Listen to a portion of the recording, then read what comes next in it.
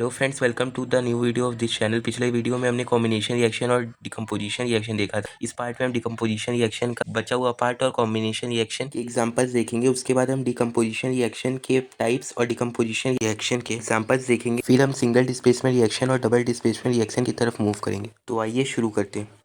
तो आइए अब एग्जांपल्स देखते हैं। पहला एग्जांपल वो जो एनसीईआरटी में हमने कल रीड किया था वही वाला है, बर्निंग ऑफ कोल वाला। सेकंड वाला भी रीड किया था, फॉर्मेशन ऑफ वाटर। पहले वाले में कार्बन डाइऑक्साइड बना है, दूसरे वाले में वाटर।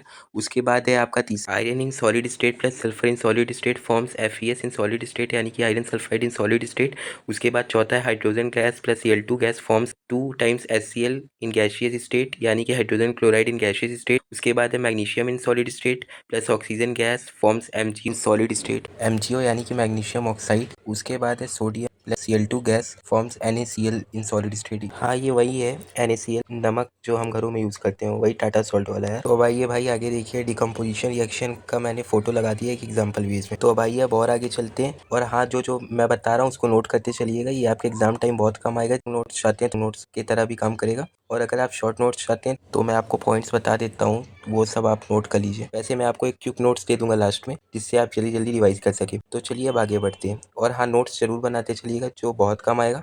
और 80 आउट ऑफ 80 अगर स्कोर करना है तो कंप्लीट एनसीईआरटी आपके टिप पे होनी चाहिए, जो कि ये सीरीज़ कंप्लीट करने के बाद आपका मोस्ट एक्सटेंट तक काम हो जाएगा। तो ये डिकम्पोजिशन रिएक्शन 3 टाइप के होते हैं। पहले आइए वही देख लेते हैं।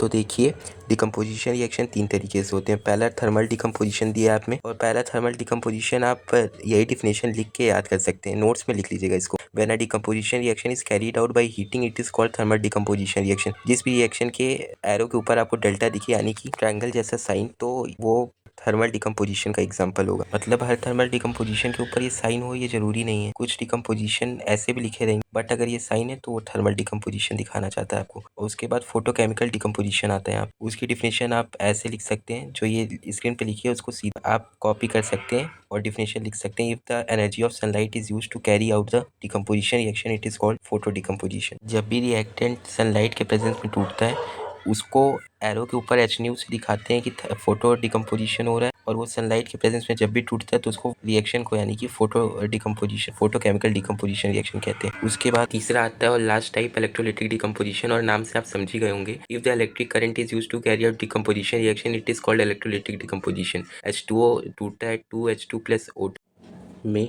उसके बाद वही है, इलेक्ट्रिसिटी के प्रेजेंस में टूटता है। उसके बाद डिकम्पोजिशन रिएक्शन के एग्जांपल, ये देखिए पहला जो मैंने आपको बताया था डेल्टा ऊपर लिखा रहेगा, तो देखिए इसके ऊपर डेल्टा लिखा है, यानी कि ये फोटोकेमिकल का एग्जांपल है, फोटोकेमिकल डिकम्पोजिशन। तो इसको देखिए FeOH होल थ्राइस है फेरिक हाइड्रोक्साइड, यानी कि उसको जब वो टूट रहा है Fe2O3 प्लस 3H2O में, और दूसरा वाटर टूट रहा है, और दूसरा वाला उसमें इलेक्ट्रोलिटिक का था एग्जाम्पल, क्योंकि देखिए ऊपर इलेक्ट्रिसिटी लिखा था। उसके बाद HNu मैंने बताया था, वो जो H के बाद सिंबल लिखा है उसको न्यू कहते हैं। आगे चलकर इसको फ्रीक्वेंसी से भी डिनोट करेंगे। आगे चलकर मतलब कि 11-12 की बात हो रही है यहाँ पे, ज़्यादा आगे मत सोचिएगा। उसके बाद फिर HNu सनलाइट की प्रेजेंस में टूट रहा है, इसका मतलब। उसके बाद फिर एक और एग्जांपल है, उसको भी नोट कर लीजिएगा। फिर अब इंतजार की घड़ी खत्म हुई, अब आपका थर्ड टाइप ऑफ रिएक्शन आता है, डिस्प्लेसमेंट रिएक्शन। डिकम्पोजिशन रिएक्शन की जो बची हुई एनसीईआरटी का पार्ट है वो मैं अगले लेक्चर में कवर करूँगा, और डिस्प्लेसमेंट रिएक्शन का भी एनसीईआरटी अगले लेक्चर में कवर करूँगा।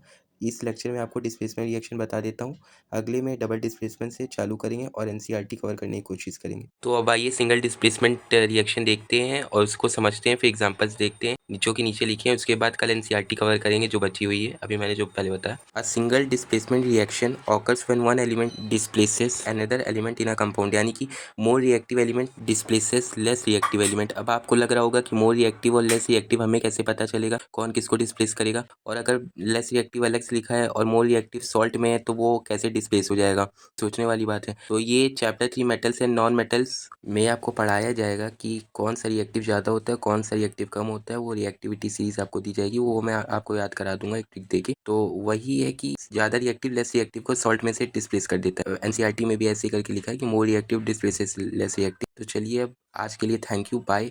कल मिलते हैं, एनसीईआरटी बची हुई कवर करते हैं और कोशिश करते हैं डबल डिस्प्लेसमेंट पढ़ने की। तब तक के लिए थैंक्स। वीडियो पसंद आया तो लाइक करिए, शेयर करिए फ्रेंड्स के साथ। और दोनों लेक्चर के नोट्स मैंने टेलीग्राम पे दे दिए हैं, प्रीवियस वालों के और आज वाले के भी दे दूंगा। और टेलीग्राम चैनल ज्वाइन कर लीजिए, वहाँ पे मैं एडिशनल इन्फॉर्मेशन और क्वेश्चंस भेज दूंगा। और कोई भी डाउट हो तो उसको कमेंट सेक्शन में लिख दीजिएगा। और सबसे ज़रूरी बात कि पढ़ते रहिए, अभी बहुत टाइम है आपके पास। Okay, bye then.